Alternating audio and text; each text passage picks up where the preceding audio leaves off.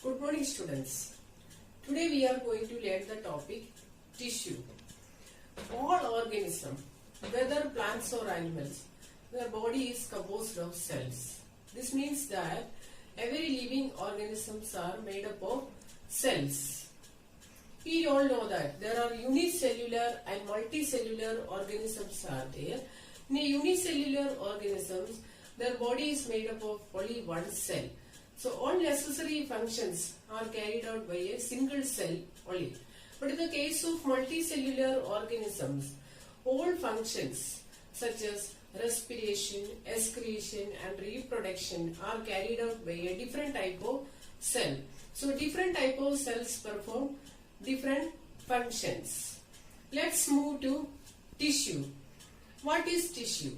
Tissue is defined as a group of cells, similar type of cells grouped together to form a tissue. Each tissue perform specific functions. Next topic is plant tissue. Plants are made up of different type of tissue. They are mainly classified into two types, meristematic tissue and permanent tissue. First we will study about meristematic tissue. Meristematic tissue are group of young cells. They are actively dividing cells. They continuously divide and produce new cells. Some of the characteristic features of meristematic tissue are they have thin cell walls, so like cell walls, and they are undifferentiated. They cannot be differentiated, and they have dense cytoplasm and prominent nucleus. Cytoplasm and nucleus you have already studied in the previous class. Cytoplasm is a jelly-like substance present in the cell. Many cell organs are present in them. Nucleus is considered as the brain of the cell that is present in the center of the cell. And next characteristic feature is that they help to increase the length of the plant and also help to increase the girth or thickness of the plant. Based on the location of meristematic tissue in plants, they are categorized into three types.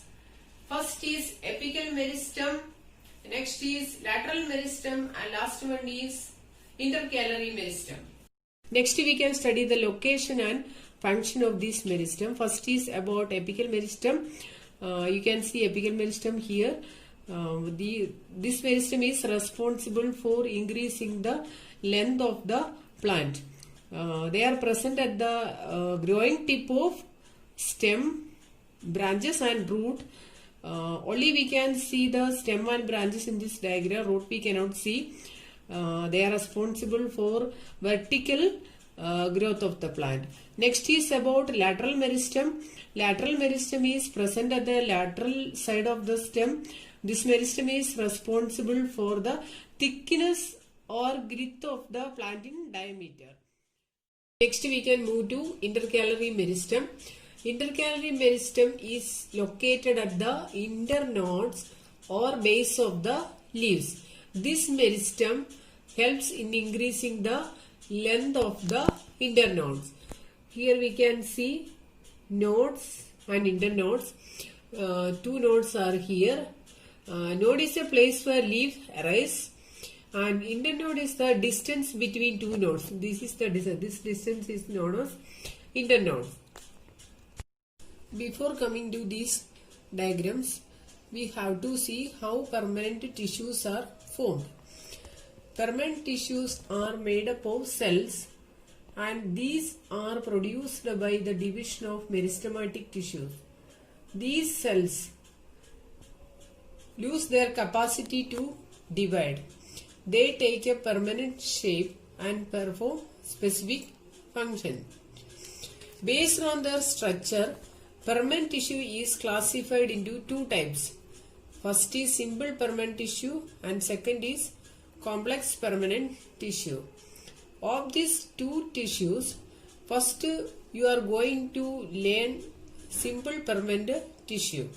Simple permanent tissue forms major part of the plant body and they provide mechanical support to the plant. Mechanical support means support provided to withstand harsh and extreme conditions. Again, this simple permanent tissue is divided into three types. First one is parenchyma, second is collenchyma, and third is sclerenchyma. Let us see the characteristics of parenchyma cells. They have thin-walled cells. You can see thin-walled cells here, and they have spherical or polygonal shape, and they have intercellular space between the cells. You can see many intercellular space between the cells. This means that empty space between the cells. They are widely distributed in plant parts such as root, stem, leaves, flowers and fruits. Some of the parenchyma cells store food material. For example, potatoes store starch. Potatoes are mainly composed of parenchyma cells, and they produce waste products such as crystals, gums and tannins. Next, we are moving to the functions of parenchyma cells.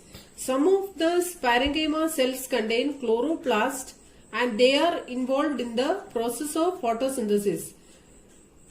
You have already studied in the previous class about chlorophyll.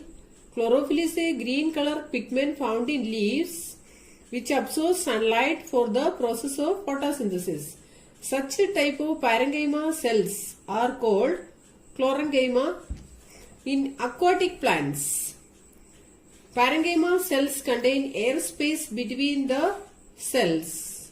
This helps the plant to float in water. Such type of parenchyma cells are called aerenchyma. Next is about collenchyma cells. This is another type of simple permanent tissue. The characteristic of these cells, collenchyma cells, are they are oval or polygonal shape. They have no intercellular space. You cannot see intercellular space because they have thick corners.